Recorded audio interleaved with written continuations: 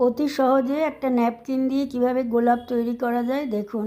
এটা দেখে আমার খুব পছন্দ হয়েছে, আমি এটা করেছি আর আপনাদের সাথে সেটা শেয়ার করলাম। প্রথমে একটা চৌকো ন্যাপকিন নেবেন, তারপরে যে কোনো গোল আকৃতি কিছু, আমি একটা ঢাকনা নিয়ে নিয়েছি, সেই ঢাকনাটা দিয়ে মাপ নিয়ে কাঁচি দিয়ে সেটাকে কেটে নিয়েছি।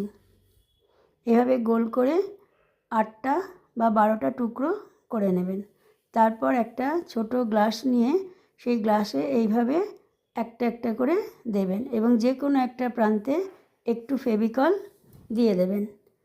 ফেভিকলটা দিয়ে আবার কেটে রাখা একটা এর উপরে চাপিয়ে দেবেন। চাপিয়ে দিলাম, আবার এটা রাউন্ড ক্লকওয়াইজ করবেন।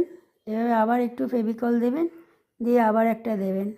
এভাবে 2 রাউন্ড বা 3 রাউন্ড কাগজ লাগাবেন।